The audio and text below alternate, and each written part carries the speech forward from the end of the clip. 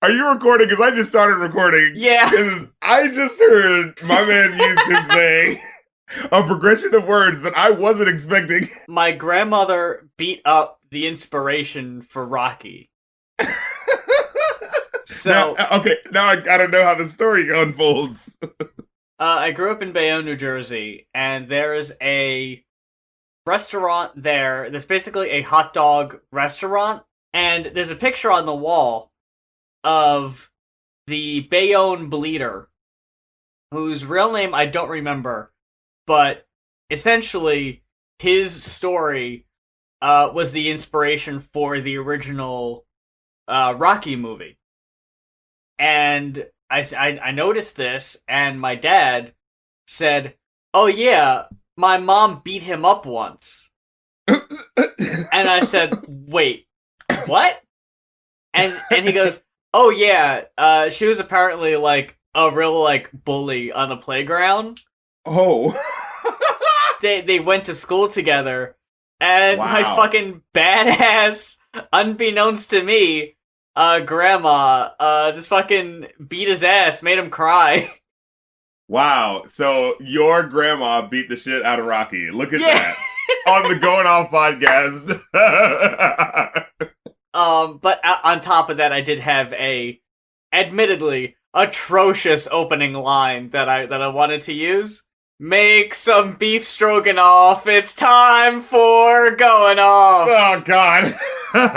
Rap critic and me. Look, I can't do it for Thanksgiving, the lesser known B-side Adam Sandler, and not reference the goddamn Hanukkah song when we're in the middle of Hanukkah. Yeah, we are in the middle of Hanukkah. I mean, it might be over by the time this episode comes out, but right now we are. When we're recording it, it's Hanukkah. And it's Hanukkah, and it also happens to be 420, so, you know. Oh my God. Wow. Oh yeah, we gonna be lighting 7 blunts at the same time tonight. What the fuck? Instead of 1 blunt, we hit 8. Cray! Alright. Do you remember, oh my God, do you remember the guy? If the question is about the movie 8 Crazy Nights, no, because I've never seen it. I know you have. Fuck that movie though.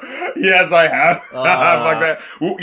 Hey, we were all kids in the early 2000s, in the late 90s, early 2000s, who were watching Adam Sandler movies because that's just what every other knucklehead in your class was watching, right? I guess, yeah.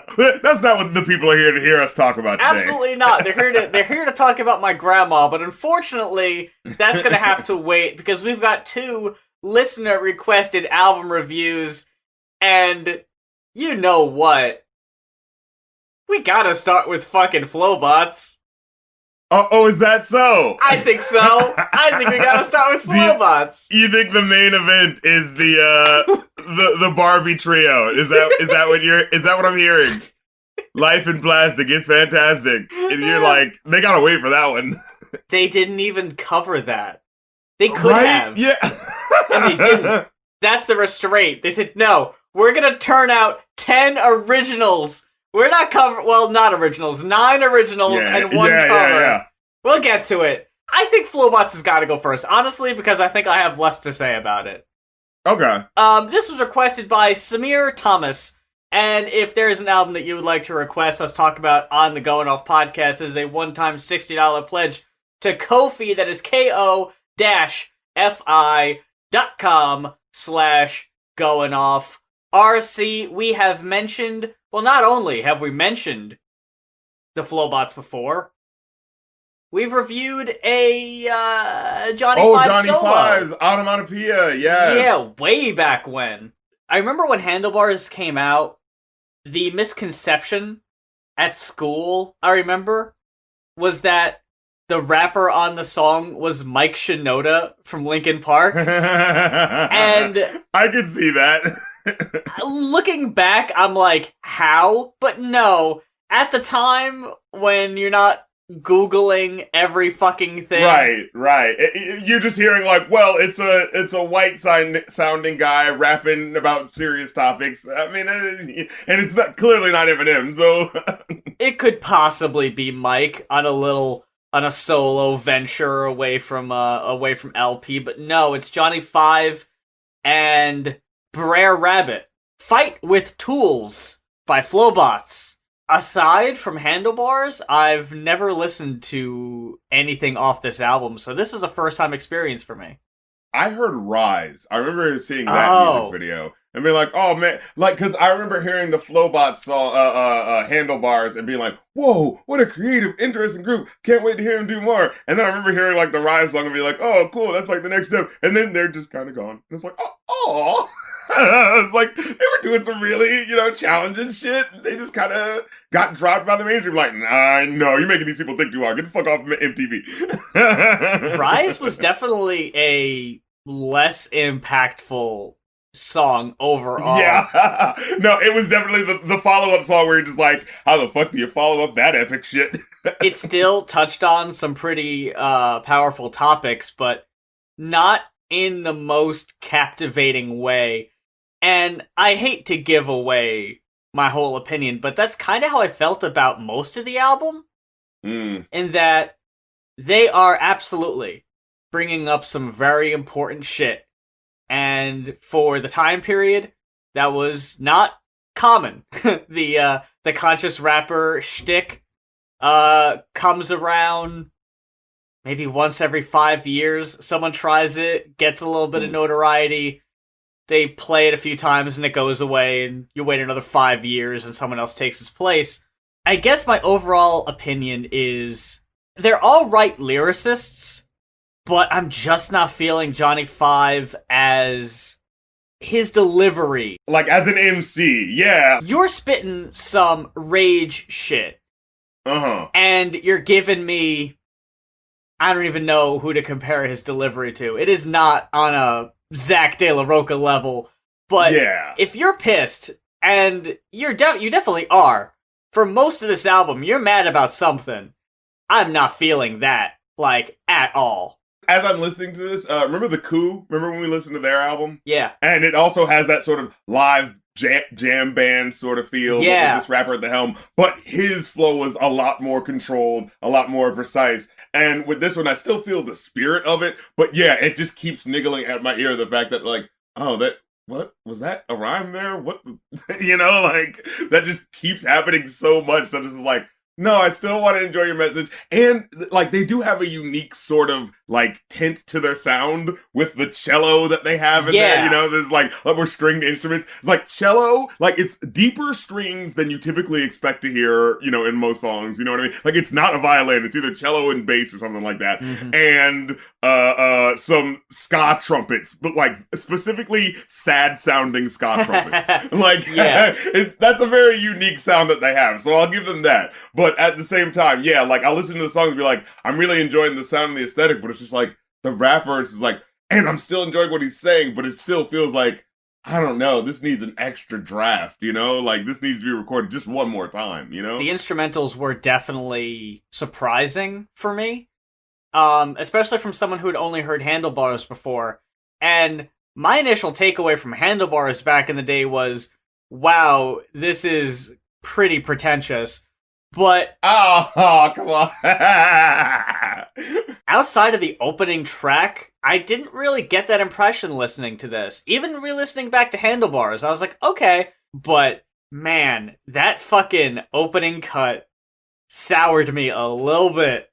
Oh, there's a war going on for your mind? This bootleg wannabe Gil Scott-Heron wannabe...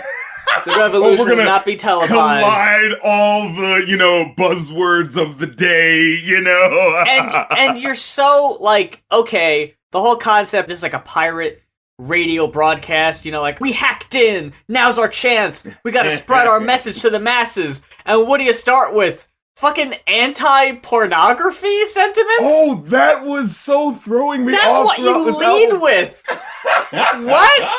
You're talking about assassinating revolutionary figures on this album. You're talking about, like, 9/11. You're talking about some really heady stuff. Right. And what's the first thing you lead with? Silicone shrapnel and mascara poisoning the water supply. What? Yeah, worldwide passenger pigeons deploy paratroopers. Now it's raining pornography while lovers take shelter. I'm like, what's happening here? And, I think like, I think I understand, like, the strand of where they're coming from in the sense of, like, maybe porn gives people an unrealistic, like, expectation of, like, I don't know, relationships, you know, maybe that's the angle, but, like, what it ends up just coming off as, like, as they are, you know, trying to be these people illustrating this world of, like, here are the world's ills. Like, it just kind of comes off like they're saying that pornography in and of itself is just this bad thing that's being rained down on us by an evil society. You know what I mean? In this way that feels like,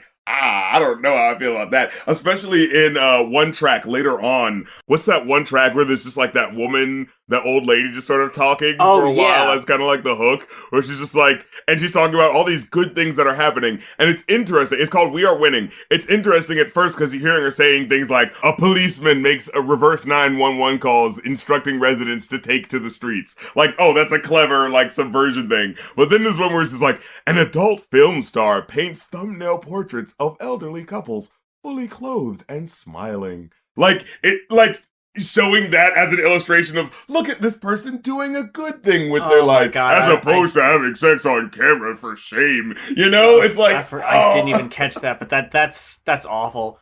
I'm kind of surprised it didn't come up more. The kind of subtle misogyny, like, takes on sex work, and those are the only two times I remember. Maybe that was Brer Rabbit, because wasn't Johnny Five the taking Andre to task? Yeah, actually, that's what I'm saying. Like, yeah, I wouldn't expect it from him. Relatively on the ball guy. Yeah, when he got specifically, yes. Now I remember now because that album came out in 2000. Because the album where Andre said that lyric had only come out like 2 years prior, so it was especially like eye-opening to be like, whoa, he was willing to call out like someone that people consider like legendary right as it happened. When you think about still on top. Whoa. There are definitely tracks where they bring up stuff like on the same thing where they say, you know, we starts off like somewhere between prayer and revolution, between Jesus and Huey P. Newton. You know, that's where you find Johnny Five shooting, but.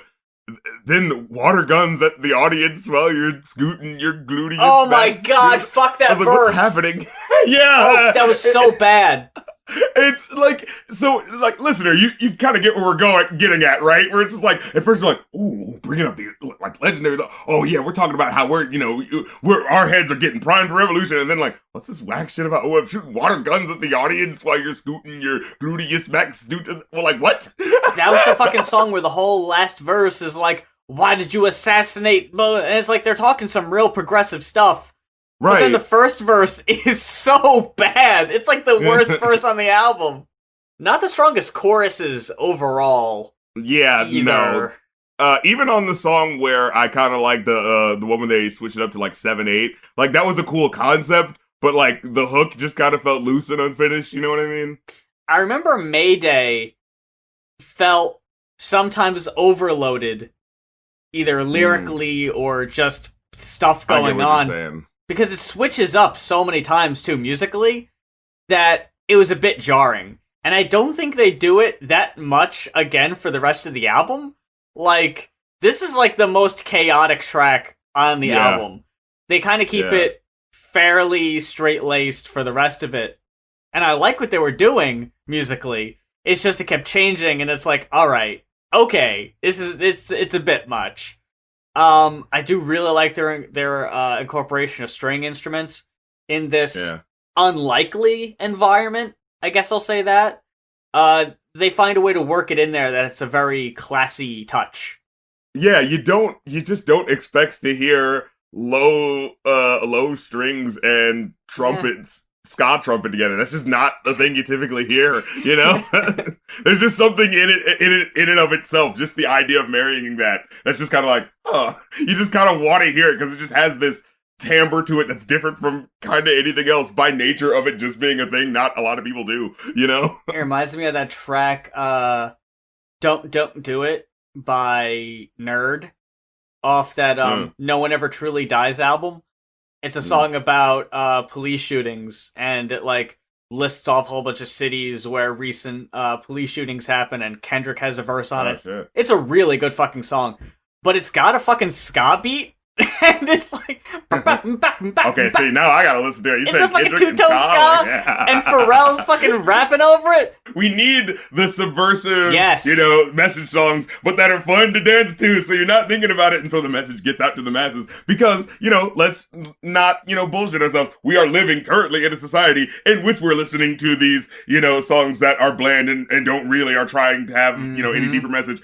But, negative messages kind of seeping through regardless, you know what I mean? Yeah. So, it is good to have people who do have the intent to do good, because, when you think about the grand scheme of things, there is so much, especially when you look back on, the past. I mean, I think I'm specifically in this mode because I've been going through the fucking Billboard Top 100 for the last couple of decades and shit. Oh, yeah. And just hearing all the problematic shit that was allowed, and just God. oh, wow, you were just kind of allowed to talk to a woman like that and record that on a song as if this is, normal.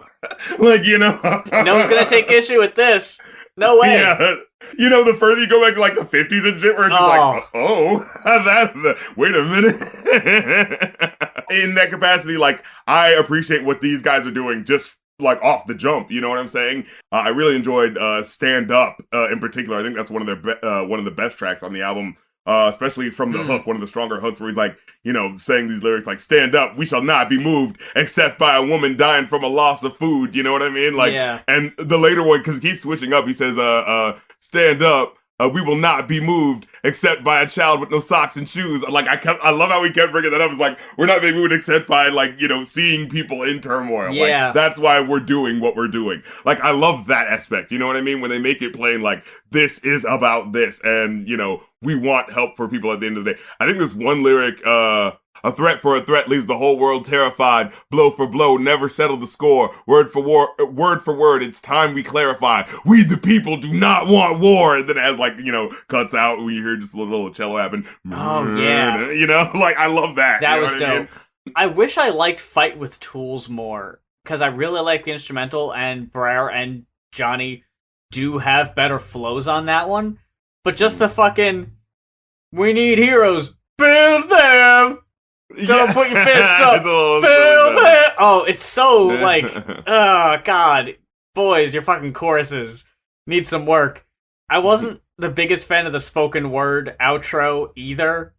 There's a lot of things they throw in on this album that I'm not the biggest fan of, the singer One, who shows up on Never Had It. Wasn't a big fan of her voice. That one, yeah, it's nice breezy track, but it's not particularly remarkable. I don't, I didn't like all the spoken word bits on "We Are Winning." I could have done without that. Yeah, no, that could have gone. I did like the concept and the inclusion of the Anne Braden track, this biographical cut talking about. That was a great track. Yes. Yeah, I loved it. I wish they had done more stuff like that, where it's hey, you don't think of Southern white people being, activists for, racial justice, but here's this woman, and she got fucking, arrested and asked why she was, being on the wrong side of things, and it's wow, okay, that's really cool. You're shining light on someone who I never would have heard of otherwise, Yeah. And I love how he frames it too, right? This is a person using what they feel is their logic, right? Yeah. I was brought up in this church where we said we're supposed to love everyone, but why is this person not allowed to come into the church? Why, these are logical things. And then just that lyric where he says, and if Jesus loves us, black and white skin, why didn't her white mother invite them in? When did it become a room for no blacks to step in? And how did she already know not to ask the question? Just that lyric of oh, fuck, I have to start deconstructing shit about myself, Yeah, oof. I love that. They tried to stop the lynching of Mr. Willie McGee, but they couldn't stop it, so they thought that they talked to the governor about what happened and say we're tired of being used as an excuse to kill black men. Whoa, fucking just calling out the faux feminism of that era of no, see, we're getting those black people, and because we're trying, when people try to do that shit of we're getting tougher on the crime, and look out, we're cracking down on these criminals who are black and trying to take our women, see, but we're being progressive because we're protecting your women, right? It's the same shit, it's the same type of racism when people going oh, look how in the Middle East, they're treating homosexuals and women. Oh, aren't they? And that's why we should continue bombing them. It's like, whoa, wait. If that's really the reason why we're doing it, because we just want everyone to be nicer to gay people and women, then we got some work to do over here. Yeah, maybe fucking work on your own house first. But yeah. I liked the funky bass on Combat. It was a really short track. Yeah, it was like a Beastie Boys sort of fun, you just had 8 tracks of like serious shit. Let me just do a fun little, I'm just playing with the beat, playing with syllables against like the patter of the bass and shit like that. Like I thought that was a fun sort of letting loose track. Not the best one, but just like a fun change of pace, He still found a way to work in some really cringy bars that I was like, I can't really like it all that much. Overall, I got a 3 on this. Yeah, I give it a 4. I think I give it that 4. I think there's enough good in here where it's just like, no, like, they got heart. You know what I mean? Like, the kids got heart. I hate to say it, but I'll fully admit I actually came up with the average was a 2.5, and I was like, nah, that doesn't feel right. So I did bump it up, but that was me being generous. You know what's funny though? All right, I'm just gonna say this. Originally, I had scored it at a 4.5. Oh. As we were having this conversation, I was like, you know what? You're right though. But those awkward moments are yeah. So we both see. This is a conversation. I knew the Going On podcast. Only here can you get this discussion. I knew for a fact you were gonna like it more though. I knew that going in. Now we've got a first in a few ways for the show. There was an episode of Riff Break where we were watching some late 90s, early 2000s commercials, and there was a commercial for these line of Barbie dolls where the dolls played instruments and they were a girl group called Beyond Pink. Barbie really moves, and she comes with this cassette. Pink, pink, 'cause you're like a shining star. Check it out. Look at him glow. Pink, pink, you'll be going very far. Listen to me, girl. Pink, pink. Beyond Pink Barbie doll and friends each come with cassette singles, dolls sold separately. Now you can get the new Beyond Pink CD featuring Think Pink and 9 other awesome songs. It's so funny how you look at the commercial and they're all playing like either guitars or keytars. No one's on percussion. Where's the percussion coming from? No one. That's not cool. It's not cool to be behind the drums. I'm not gonna buy a doll that's playing the fucking drums. Fuck that. They gotta be playing fucking bass or guitar. I'm gonna call it out. Fucking sexism in the 90s. Surprisingly, it is on Spotify in the year 2020. It is. Yeah, I was like, oh. And you brought up an interesting point about the studio musicians, and I needed to know more. And, right? And unfortunately, I'm still left wanting more. Oh, you're left wanting.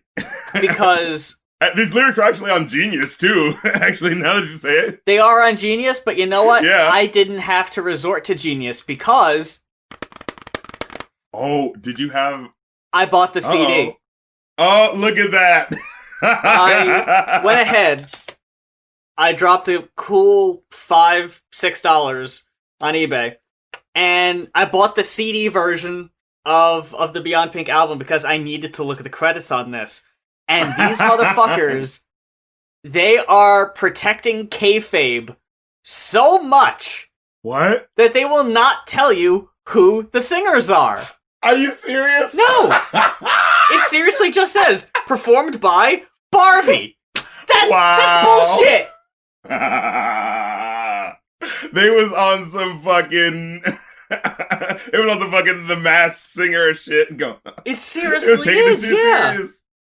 Like, it tells you who all the musicians are, who's playing the guitar, who's playing the drums, who's playing the sax, all that. And you were thinking, oh, these guys aren't taking this that serious. I'm going to be able to get this CD and just, get a gander on who's singing this so I can get some background. And they're like, nope. Keeping it tight-lipped. The only advantage I have now is that I can tell you which of the 3 women are singing on the cut. For example, Teresa sings Happy Together while Barbie sings From the Jump. Now, is that a fact? Here's a theory I have, and again, we'll never know until we find out who the actual singers were. How do we not know that it wasn't just one female vocalist whose voice was pitch shifted to be 3 different people? I mean, I couldn't tell you there was more than one person singing this album. That's the vibe I was getting. I think Christy is just a higher pitched Barbie. Like, guys, you're working too hard. I'm just gonna throw it over to you first. What did you think of Beyond Pink? Featuring Barbie, Christy, and Teresa, Darren. It was definitely unexpected. Yeah. You know, listening to this at first, I was expecting the Spice Girl sort of Destiny's Child thing, and I got that. I was expecting, you know, really, not necessarily juvenile, but like lyrics for kids, you know, about how like be yourself, and you know, the first one in particular though felt like it was like a song for a cult.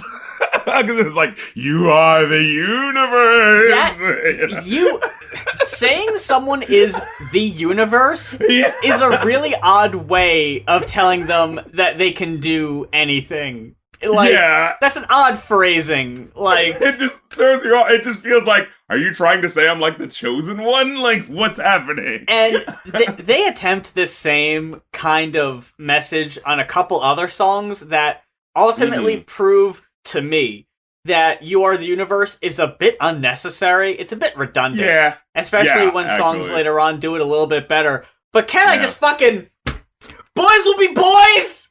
Oh, God. Darren! That fucking... Boys will be boys! Nickelodeon Clarissa Explains It All fucking... But, you know, it sounds exactly like this fucking 90s ska fucking... sucks, doesn't it? Fucking ska on Beyond Pink! I couldn't fucking believe it! Look, they did not have to go that fucking hard on that song, but they fucking did it. No lie. That's my favorite cut on the album, hands fucking down. It is so goddamn catchy, dude. I fucking love that cut. Boys Will Be Boys is very hard to touch. Some songs do come close, though. Oh, no. I gotta opinion. say. Wait, hold on. I got to say to Nano, my brother. Oh. I think one of the best tracks is the fucking Happy Together cover. No, that threw me the fuck off. Because it was so, like, chill and hypnotizing. And I was like, ooh. Like, when I heard it at first, like, starting, I'm like, okay, they're just doing a cover of Happy Together. And then they started doing the, like, mystical sounding thing to it, and I was like, ooh, but they're adding flair to it, you know what I mean? Like, they didn't just rest on the laurel of let's just do a cover that just kind of sounds like the original, but whatever. Like, someone actually sounded like they were being creative, you know what I mean? I like that they added that completely unexpected instrumental break, the, like, acoustic guitar shit at the end. I was like, huh? Like, what? You're going to fucking Latin radio right now? Like, goddamn! Fucking Enrique Iglesias just strolled through on the track. Out of absolutely nowhere. Look, I'm just saying, man, what we thought would be like a silly who fucking cares? They put so much effort into their foot in this shit. Way more than I was expecting. Guitar going on. I was like, wait a minute. I was expecting, like, Kids Bop level production. Right, where it's just like, okay, this is all just gonna sound like, you know, the Disney-gasm, or, you know those fucking songs that they play when you go to, like, a Disney event, and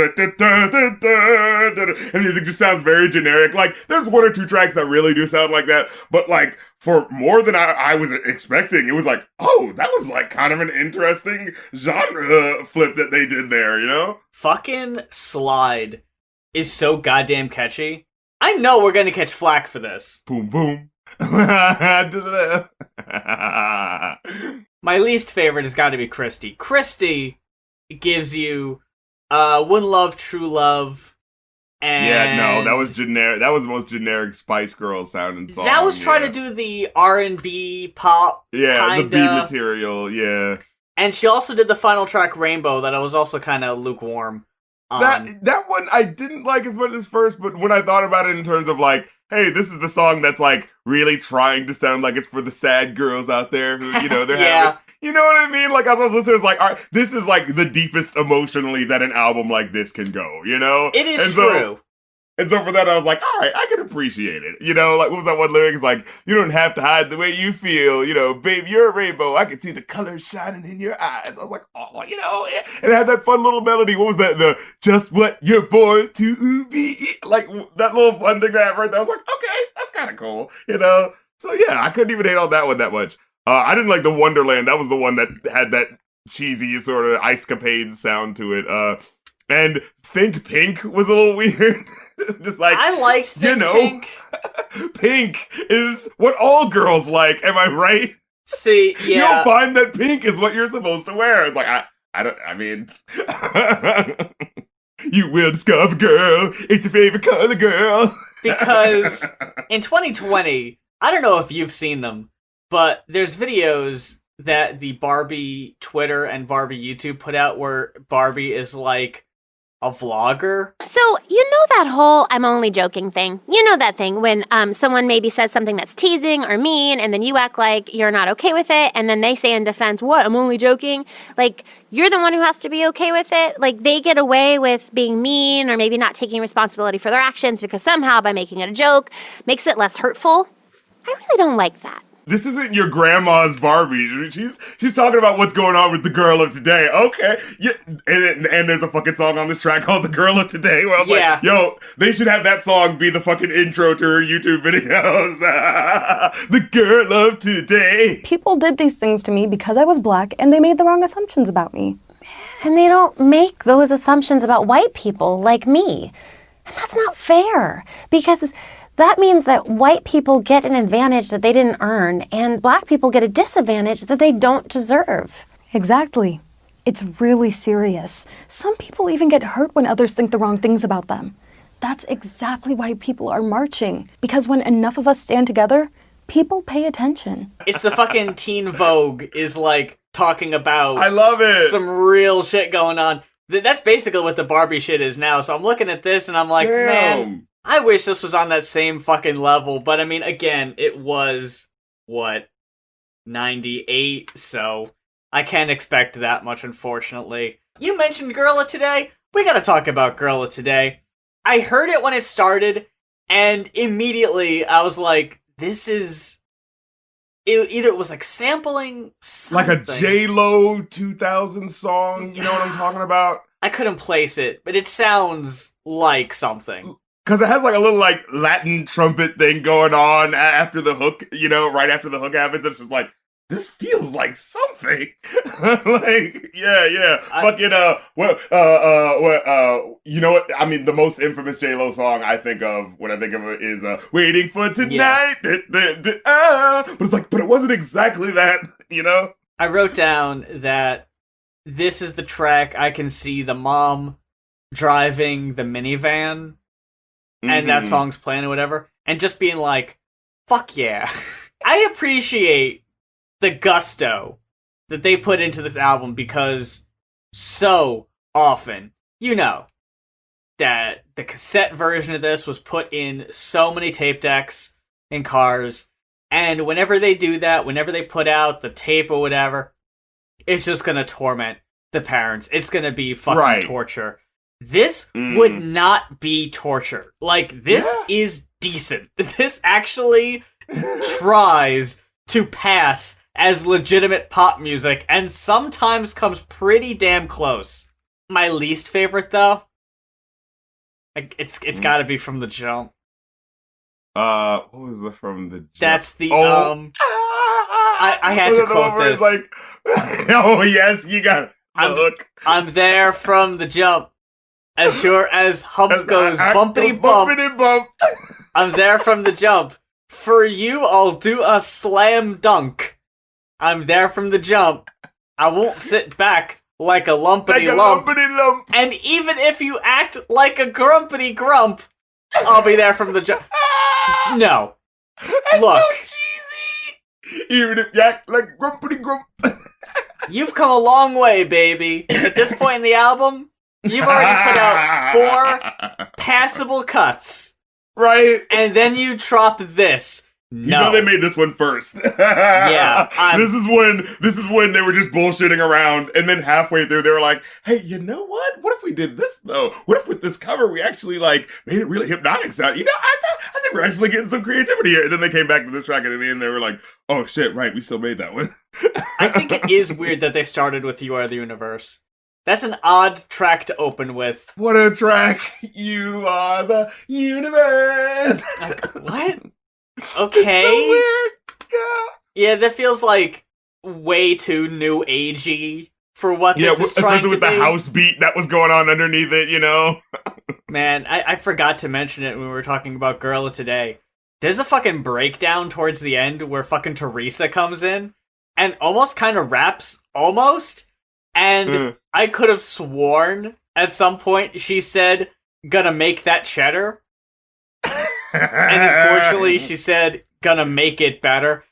It does say who wrote every single one of these tracks in the booklet. I'm gonna have to do some researching. Maybe one of these people might hold the answers. I can maybe grill and see. Hey, do you know who might have sung on that Beyond Pink cut that you wrote over 20 years ago? Someone's bound to know. Someone didn't sign that non-disclosure agreement. Someone will be able to tell me and not be assassinated by Mattel. Overall, though, surprisingly, got another 3. Yeah, I gave this one a 3. Yeah. I did not expect to walk into this week's reviews and give the Beyond Pink album the exact same rating as the Flobots album. And if you'll remember, I fudged the Flobots rating, so I actually got a higher average on the Beyond Pink album. Come on now, you cold-blooded. Man, it's cheat code. Man, feel good, empty calorie pop music. Right, That's what I'm feeling. Yeah, in 2020 it hits different. I think that's just what it is, right? Like in 2020, if you are angry and you just want to hear someone going like, "Right, I'm angry with you," yeah, you definitely need to turn over to your boys, the Flobots. But if you're like, you know, man, I've just kind of heard enough of just news in general, I just kind of want to be happy and just think about happy thoughts. Maybe that will bring things happier. You listen to the Barbie album. How about that? The Flobots did not deliver anything nearly as catchy as Boys Will Be Boys, and for that, I gotta give it to Beyond Pink. The fact that I think there are some songs on here that if you just went on Spotify and threw them into a playlist of other pop stuff, I don't think people would be like, what is this? Like, straight up. I think it would pass. Yeah, I heard like some of these tracks. What was it? I specifically liked some of these tracks that I know. It's like "Happy Together," "Girl of Today," like and possibly "Rainbow." Like you could play that and people might not be able to tell. Like first of all, that it was from 2 decades ago, but second of all, that it's from some novelty album. Yeah, like this sounds like like you'd probably be like, "Oh, is that maybe like Christina Aguilera or something like that?" You know what I mean? Like. A track that I forgot or something, you know? I feel like it's just obscure enough that few enough people are familiar with it that they wouldn't have heard it before. Yeah, like straight up and down, if I played like the Happy Together cover, someone would probably be like, "Oh, did Christina Aguilera do a cover of that song and I just did?" You know what I mean? Like, I could see that happening. No one in the fucking Twitch chat would call you out. That's Beyond Pink! I don't think so. But that about does it for this week's episode of Going Off. Big thanks to everyone that came together and requested this week's albums. As I mentioned before, the Beyond Pink was a collaborative effort. A bunch of people in the Riffcoms Discord came together and almost crowdfunded the review, like $5 here, $10 here. And y'all are welcome to do that shit. Like, I think that's fun. If like, man, I really want to hear their opinion of this, but I don't have the $60. Are you willing to go halvesies? I think that's fine as long as we fucking get the 60. Who cares? Organizing like the Flobots would have wanted. Oh fuck! Exactly, some grassroots requests. I'm here for it. And if this is, my God, if this is the first time listening to us. I gotta know what they think of the Barbie album and Flo. Those were my life. How did they know? I had a really eclectic childhood, and this episode spoke to me. This is my new favorite podcast. If this just happens to be your first time listening and you want to play some catch up, all the old episodes are on Spotify, YouTube, iTunes, SoundCloud. And we hope you join us again next week, because we're just going to keep churning out some more of these listener requested album reviews until we finally catch up, which looks like it'll never happen. We're just going to keep chasing it. Yeah, we're doing the show in perpetuity. Yeah, we're the show. These requests are our white cotton ponies that we're just keep chasing. We're gonna get to the end of that one eventually. We just need one more hit. It's the fucking carrot on the string. That final request. But your requests are welcome. As a reminder, Ko-fi. As ko-fi.com/goinoff. That's GOINOFF. One-time $60 pledge. One-time $70 pledge if you made an album yourself and you would like to hear our ideas on that. We are open to it. And it's $100 for if you want to do a Rap Critic request. $50 if you want to do the movie request for the Review a New podcast that I have on the sister podcast that's going on over there. Yeah. So get with it. Act like you want it. And until next time, for Going Off, I'm Muse. And I'm the Rap Critic. And I can ride my bike with no handlebars. But don't ask me to do it, because, like, I can only do it when people aren't watching, and there's no pressure, you know what I mean?